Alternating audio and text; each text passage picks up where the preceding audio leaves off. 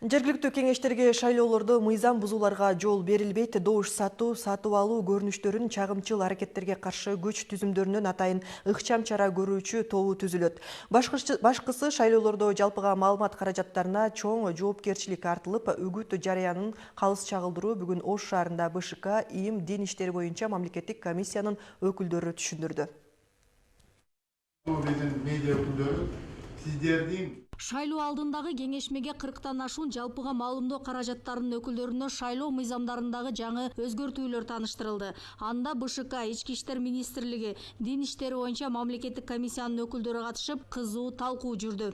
Жарандык абалдарды каттаганда бизде мыйзам жок деп чыгышты. Бул жогорку кеңеште да каралып. Журналисттерди адилеттүүлүккө чакырат элем. Мына алдыңкы шайлоодо элдин көпчүлүк күткөнү биздин коомубуз өзгөрөт го. Жакшы бир депутаттар, жакшы ушундай бир эл өкүлдөрү келип калса, биздин коомубуз өзгөрөт деген чоң үмүттө турат.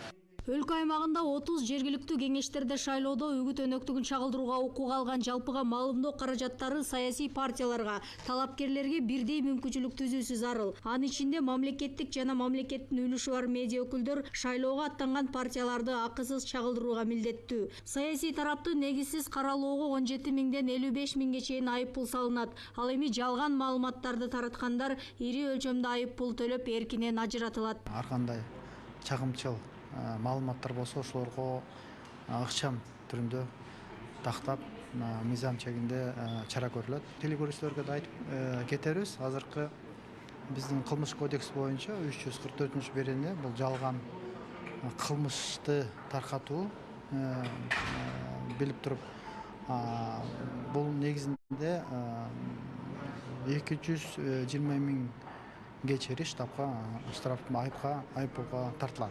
Шайлоо өнөктүгүндө коопсуздукту сактоодо атайын ыкчам топ түзүлүп, мыйзамсыз аракеттерге чара көрүлөт. Мыйзамда көрсөтүлгөндөй, дин өкүлдөрү үгүт иштерине аралашууга укугу жок. казият дайындаган белгилүү бир мечитте расмий түрдө имамдык кылып жаткан адам ошондой үгүт иштерине аралашып, бир кандидатты же бир партияны колдоп чакырган болсо, ал биринчи кезекте мыйзам алдында жооп берет дагы.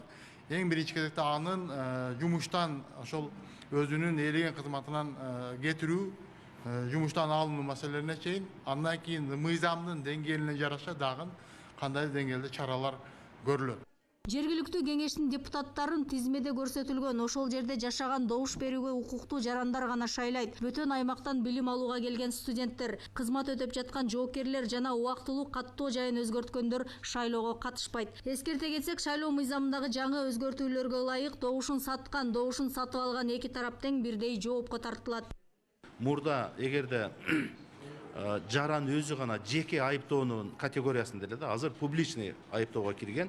Ошон үчүн шайлоо процессинин башка катышуучулары дагы эгерде ушул маселени сатып алууну же административдик ресурсту байкаган болсо, алар дагы тиешелүү органдарга жазуу жүзүндө ошол сатып алууну же башканы фиксировать этип кайрылса, ал тиешелүү иликтөөнү жана ошол чечимдерди кабыл алууга алып барат. Шайлоо жараянында массалык маалымат каражаттарында чоң жоопкерчилик турат. Бейтарап калыс маалыматтар шайлоочулардын туура тандоосуна шарт түзөт.